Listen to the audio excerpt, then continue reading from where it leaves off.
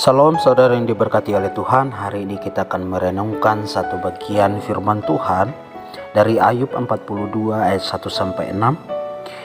Dan saya hanya akan membaca ayat yang kedua. Saudara yang mendengar, yang melihat video ini bisa membaca secara keseluruhan. Firman Tuhan berkata, "Aku tahu bahwa engkau sanggup melakukan segala sesuatu dan tidak ada rencanamu yang gagal." Demikian firman Tuhan. Saudara, tema kita hari ini adalah bangkit dari kegagalan. Banyak orang ketika mengalami kegagalan, mereka akhirnya putus asa.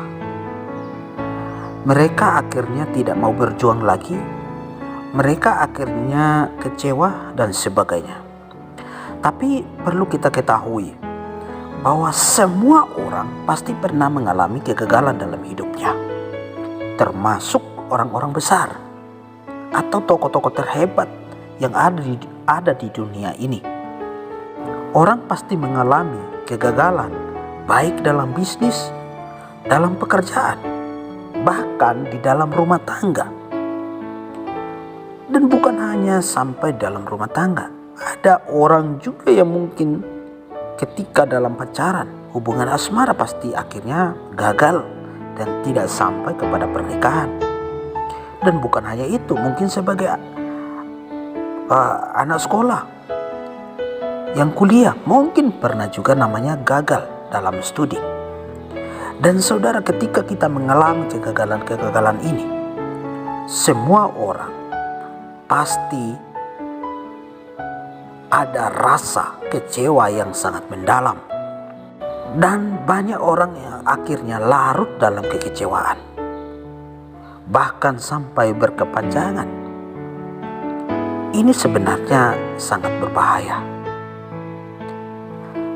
Saat kita berada di ambang keputusasaan, ada banyak hal-hal yang tidak diinginkan sering terjadi. Banyak orang ketika dia kecewa, banyak orang yang ketika dia gagal, justru dia terjerat atau ikut dan masuk ke sesuatu hal yang sangat menyakitkan lagi, yaitu terjerat, masuk dan mengambil narkoba untuk menyenangkan dirinya. Ada juga yang mungkin ketika jatuh atau gagal, dia justru jatuh dalam pergaulan bebas. Dia merasa semuanya tidak berarti lagi dan akhirnya terjebak dalam pergaulan bebas. Ada juga yang mengambil jalan pintas untuk mengakhiri hidup. Contohnya bunuh diri. Ini hal-hal yang akan terjadi ketika kita dihantui kekecewaan yang mendalam dalam hidup ini. Maka itu saudara yang diberkati oleh Tuhan. Saya mau katakan di sini bahwa setiap kegagalan yang kita alami bukanlah suatu hal yang terburuk di dalam kehidupan ini, tapi merupakan hal yang wajar dan biasa. Sebenarnya kita mau belajar dari kegagalan yang sudah ada. Sebenarnya kita mulai memperbaharui dan mulai berkomitmen lagi untuk masuk ke sesuatu hal yang baru. Jangan sampai kita terus terlena dan masuk dalam hal-hal, yaitu terjerumus dalam hal-hal duniawi lagi.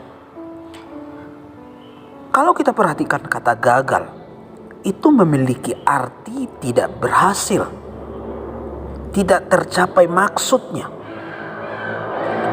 Yang kita inginkan akhirnya tidak tercapai. Sebenarnya kegagalan bisa saja kita lakukan dan melihatnya dari sudut pandang yang lain. Kita harus melihatnya pertama, kalau kita melihat dari sudut pandang Tuhan, maka kegagalan bisa saja Tuhan izinkan terjadi dalam hidup ini untuk membuka mata rohani kita bahwa tanpa Tuhan kita tidak dapat melakukan hal-hal yang berarti. Betapa banyak di antara kita yang tak pernah melibatkan Tuhan dalam setiap rancangan dan rencana hidup ini karena merasa diri kita mampu. Padahal di dalam Alkitab sudah mengatakan, dalam Amsal 19 ayat 21, banyaklah rancangan di hati manusia, tetapi keputusan Tuhanlah yang terlaksana. Ini mengingatkan kepada kita bahwa kita boleh berencana, kita boleh melakukan rancangan, tapi kita harus ingat bahwa semua itu dalam keputusan Tuhan. Maka itu di dalam Yakobus firman Tuhan berkata, engkau boleh merencanakan hari ini ke kota ini, ke kota ini, tapi Tuhanlah yang menentukan semuanya. Maka itu saudara yang diberkati oleh Tuhan, begitu mengalami kegagalan, barulah kita sadar bahwa tanpa Tuhan kita tidak bisa berbuat apa-apa.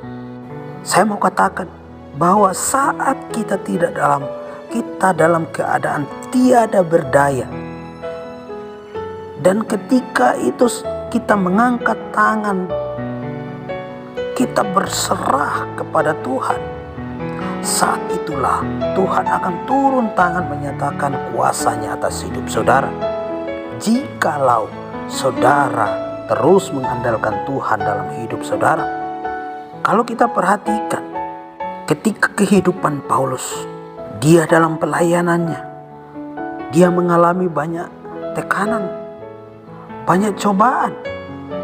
Tetapi dia berkata dalam 2 Korintus 12 ayat 9b, sebab itu terlebih suka aku bermegah atas kelemahanku, supaya kuasa Kristus turun menaungi aku. Ini berarti bahwa Tuhanlah yang akan memberikan kekuatan ketika kita mengalami satu masalah, suatu persoalan, baik dalam pekerjaan, baik dalam kehidupan pelayanan, baik dalam studi kita. Jangan berputus asa, andalkanlah Tuhan. Maka itu sebagai orang percaya, janganlah kita cepat putus asa ketika diperhadapkan dengan kegagalan. Sebab kita bukanlah satu-satunya orang yang pernah mengalami kegagalan. Jangan pernah menganggap bahwa kegagalan itu sebagai harga mati. Kita harus percaya bahwa akan selalu ada kesempatan pertama, kedua, dan ketiga, dan seterusnya. Intinya, kamu harus berusaha, kita harus berusaha, kita harus melakukan komitmen baru, kita memulai berusaha lagi, kita mulai melakukan langkah-langkah terbaik, dan kita meraih kesempatan-kesempatan itu. Karena dengan kesempatan yang kita lakukan dengan kerja keras, maka kita akan pasti berhasil. Ya, berhasil pasti akan terbuka lebar ketika kita terus berusaha. Maka itu, saudara yang diberkati oleh Tuhan, ambillah sisi positif dari setiap kegagalan tersebut. Jangan hanya melihat dari sisi negatif dan akhirnya berdiam sampai di situ. Kita harus mengambil dari sisi positif bahwa Tuhan juga bisa memakai kegagalan itu untuk kita mengoreksi akan diri kita, dan kita mulai memperbaharui komitmen, dan kita mulai bekerja keras.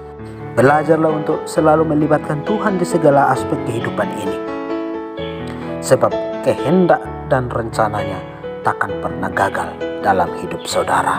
Maka itu, jadikanlah kegagalan sebagai batu lompatan untuk kita meraih keberhasilan.